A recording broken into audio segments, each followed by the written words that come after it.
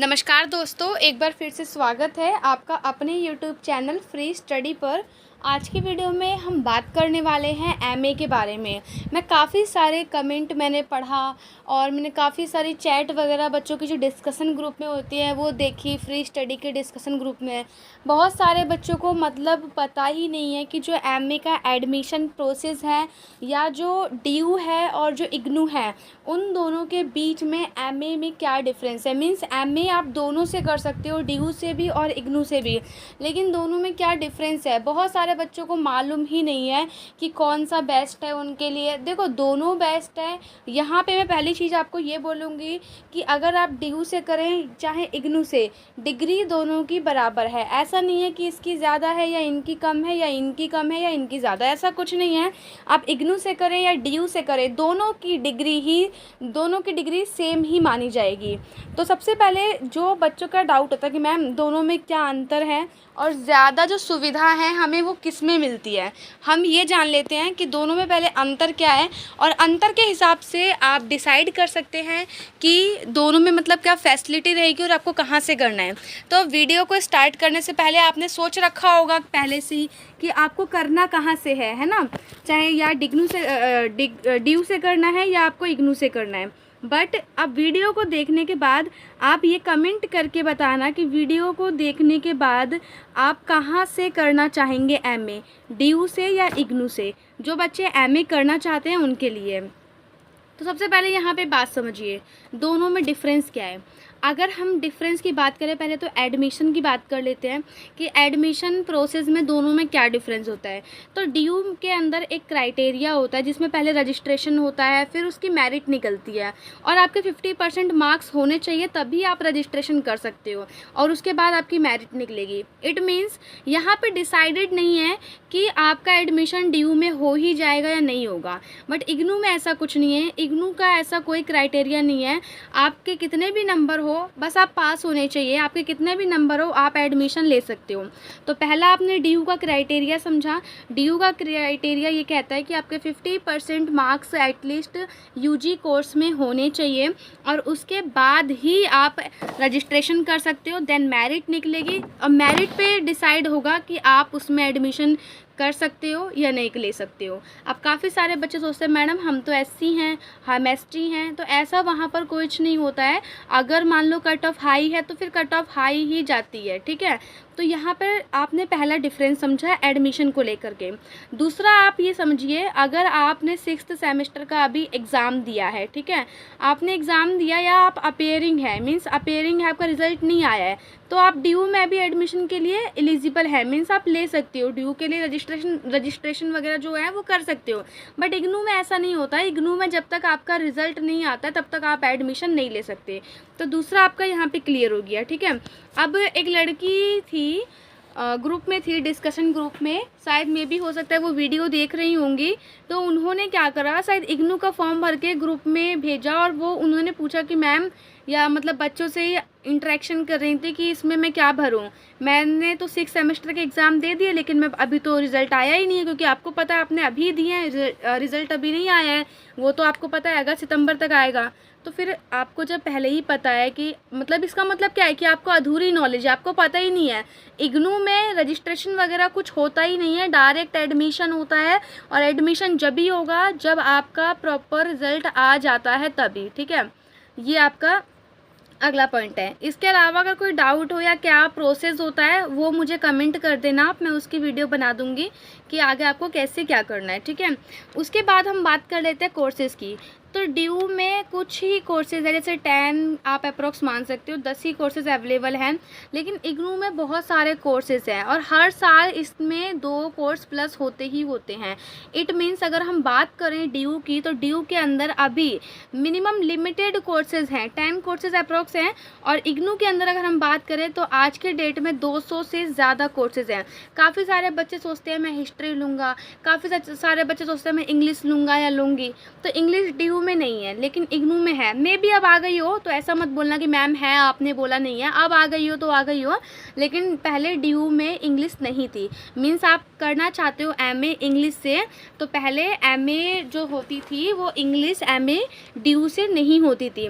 अब आ गई हो तो पता नहीं, आप एक बार पता कर लेना। तो कहने का मतलब ये है कि जो DU में कोर्सेज़ हैं वो लिमिटेड हैं, बट जो इग्नू के अंदर कोर्सेज़ हैं वो 200 से ज़्यादा कोर्सेज़ हैं। दूसरा पॉइंट क्लियर हो गया आपको। अब अगला समझो, यहाँ पे क्या है ना कि DU के अंदर क्लासेस जो है ना, ऐसा देखो, इग्नू हो चाहे DU हो, दोनों के अंदर ये है कि क्लासेस आप लो ना लो आपकी मर्ज़ी है, लेकिन जो DU अपनी क्लासेस प्रोवाइड करवाता है वो बहुत दूर करवाता है, बहुत दूर कॉलेज देता है। इग्नू आपके पास में देगा, आपका एड्रेस देख लेगा और उनके जो नियर बाय होगा वही आपको एग्ज़ाम सेंटर मिल जाता है, ठीक है, मतलब आपको पढ़ने के लिए स्टडी सेंटर। अब DU में एक अच्छी बात, मतलब सॉरी, DU में एक बात ये है कि जो एग्ज़ाम सेंटर होता है ना आपका, आप खुद से सिलेक्ट नहीं कर सकते। वो जो DU देगा वहीं पर आपको एग्ज़ाम देने जाना पड़ेगा, चाहे वो आपके घर से 50 किलोमीटर हो, 40 किलोमीटर हो या 10 किलोमीटर हो।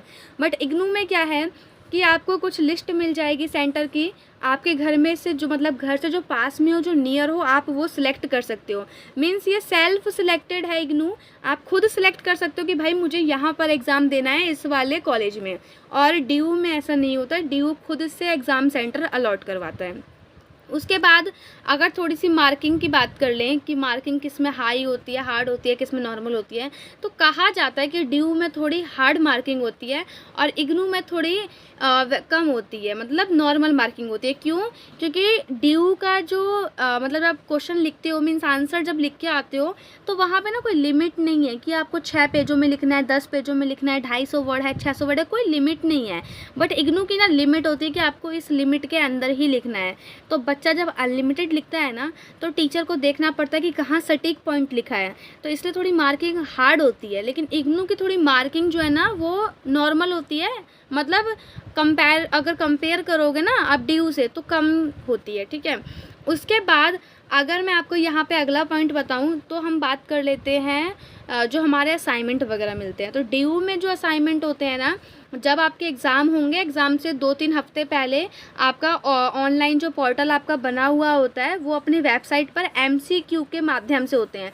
अब आप सोचो 25 में से अगर आपके 25 में से 23 MCQ गलत होगा तो नंबर तो नहीं मिलने हैं।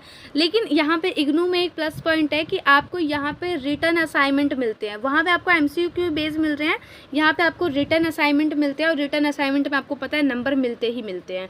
तो ये यहाँ पर एक बच्चों के लिए प्लस पॉइंट होता है, ठीक है। उसके बाद अगला अगर हम यहाँ पर देखें तो मैंने आपको सेमेस्टर, हाँ एक सेमेस्टर बेस देख लेते हैं डिफरेंस। अगर DU में हो, आप DU से कर रहे हो तो आपको सेमेस्टर बेस ही करना पड़ेगा, और इग्नू में क्या है कि आप मतलब ईयरली भी कर सकते हो। अब आप यहाँ पे थोड़ा बात समझना, जैसे मान लीजिए कई बार क्या होता है बच्चों के संग कुछ एक्सीडेंट हो गया है, घर में कोई प्रॉब्लम हो गई तो बच्चा पेपर नहीं दे पाता है, होता है ना कि पेपर नहीं दे पाया। तो अगर DU की बात कर लेते हैं, DU में मान लो कि मान के चलो ये 5 सब्जेक्ट हैं, घर में ऐसा कुछ हो गया कि बच्चों ने पूरे 5 के पेपर नहीं दिए, तो बच्चा जो है फर्स्ट सेमेस्टर में फ़ेल हो जाएगा, वो सेकंड सेमेस्टर के लिए प्रमोट नहीं होता है, ठीक है, मीन्स सेकंड सेमेस्टर के लिए प्रमोट नहीं होगा। लेकिन यहाँ पे अच्छी बात इग्नू में ये है कि मान लो 5 पेपर थे या जितने ही पेपर थे आपके, अब यहाँ पर क्या है कि आपने घर की कंडीशन की वजह से या घर में कुछ हो गया, किसी की शादी है, आप बाहर चले गए, तो आप यहाँ पर क्या है कि अगर आपने एग्ज़ाम नहीं भी दिया है एक भी सब्जेक्ट का तो कोई प्रॉब्लम नहीं है, आप सेकंड सेमेस्टर में ऑटोमेटिक प्रमोट हो जाते हैं। और जो ये सारे एग्ज़ाम हैं वो आप सेकंड सेमेस्टर के साथ दे सकते हो। तो यहाँ पे जो है ना सेमेस्टर साइकिल नहीं चलती है, यहाँ पर ये कि आप अगले सेमेस्टर के साथ दे सकते हो। और DU में क्या है कि अगर आप फर्स्ट सेमेस्टर में मान लो आपका एक पेपर छूट गया, आपने सारे पेपर दिए, एक पेपर छूट गया, या मतलब बहुत सारे बच्चों के संग प्रॉब्लम हो जाती है ना, तो इसमें क्या है कि फिर आपको जो एग्ज़ाम है वो थर्ड सेमेस्टर के साथ देने पड़ेंगे। बट इग्नू में क्या है कि अगर आपका मान लीजिए एक पेपर छूट गया, आपका एब्सेंट आ गया या कुछ भी हो गया या फेल हो गया, ER आ गया, तो आप सेकंड सेमेस्टर के साथ वो एग्ज़ाम दे सकते हैं। मीन्स ये ईयरली होता है और जो DU है वो अपनी एक साइकिल को फॉलो करता है, सेमेस्टर साइकिल को, ठीक है। तो इतना आपको क्लियर हुआ। अगला आप यहाँ पे समझो, DU के अंदर मान लो कि आपका एब्सेंट हो गया, आप पेपर दे के आए या कोई प्रॉब्लम हो गई है ना, बहुत सारे अभी आपको पता है UG कोर्सेज में भी हुआ है, बहुत सारे बच्चों के संग पेपर दे के आए लेकिन एब्सेंट तो हो जाते हैं। मान लो DU में भी अगर MA में अगर हो गया बच्चे के संग ऐसा, तो उसे कैंपस जाना पड़ता है, ठीक है। अब बाय द वे वो उस सिटी में नहीं हो, कैंपस जाने लायक नहीं हो, वो नहीं जा पा रहा, तो ऑनलाइन का ऐसा कोई अभी तक वहाँ पर है नहीं। बात चलती है कि हाँ ऑनलाइन भी करेंगे इस चीज़ को। तो ऑनलाइन जैसे ग्रीवेंस होता है, आपने सुना होगा, ग्रीवेंस मेल होती है, मेल करके सॉल्यूशन निकलवाना, तो वो चीज़ ड्यू में नहीं है। लेकिन इग्नू में ये एक प्लस पॉइंट है कि अगर मान लो आप अपसेंट हो गए या कोई भी कारण रहा, आपको कुछ हेल्प चाहिए, कुछ भी आपको कुछ मार्किंग स्कीम में कोई डाउट है, आपको अपने एग्ज़ाम को लेकर डाउट है, एडमिट कार्ड में सब्जेक्ट नहीं आया है, तो अगर कोई भी आपको ऐसा प्रॉब्लम है तो आप मेल वगैरह के थ्रू अपनी जो भी प्रॉब्लम है उसको सॉल्व करवा सकते हो। बात करते हैं फ़ीस की। फ़ीस दोनों की लमसम बराबर होती है, 700-800 रुपये का फ़र्क हो सकता है, मे बी वो आप एक बार चेक कर लेना। डिपेंड करता है कि आप कौन सा कोर्स ले रहे हो, आप एमए हिंदी से कर रहे हो, इंग्लिश से कर रहे हो, एमबीए कर रहे हो, एमकॉम कर रहे हो, वो डिपेंड करता है आप पर। तो थोड़ा सा फ़ीस आप देख लेना, फ़ीस में लेकिन इतना ज़्यादा कोई डिफरेंस है नहीं, ठीक है। तो सबसे अच्छी बात मुझे इग्नू की यही लगती है कि अगर आपके संग कोई प्रॉब्लम हो गई तो आप अगले सेमेस्टर में दे सकते हो एग्ज़ाम, प्रमोट कर देते हैं आपको। और इसके अलावा असाइनमेंट का भी एक अच्छा है, आप जहाँ चाहते हो, जैसे लड़कियों के लिए, गर्ल्स के लिए आखिरकार अच्छा है, मतलब जहाँ वो चाहती हैं उनको वहीं पे सेंटर मिल जाता है, उनको नियर बाय कहीं दूर जाने की ज़रूरत नहीं पड़ती। बट ड्यू में क्या है कि अपने मन से आपको सेंटर दे देगा। इसके अलावा आपको मेल वगैरह के थ्रू आपको कोई अपनी क्वेरी सॉल्व करवानी है तो मेल वगैरह करके आप अपनी क्वेरी को सॉल्व करवा सकते हैं। और इसके अलावा इग्नू में जो एडमिशन होते हैं वो हर साल, मतलब साल में 2 बार होते हैं। एक जून के टाइम पर होते हैं, एक दिसंबर के टाइम पर होते हैं। मान लो जून में आप एडमिशन नहीं ले पाए तो कोई बात नहीं, ऐसा नहीं है कि साल वेस्ट हो गया, आप दिसंबर में ले सकते हैं। तो इस टाइप का कुछ चीज़ें रहती हैं, ठीक है।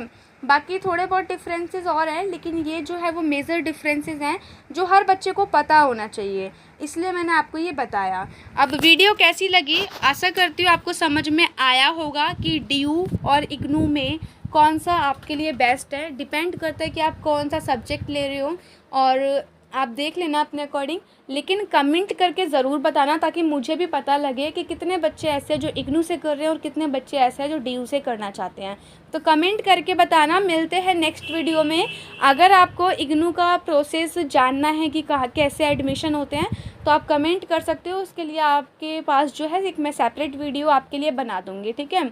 तो मिलते हैं नेक्स्ट वीडियो में, तब तक के लिए जय हिंद, जय भारत।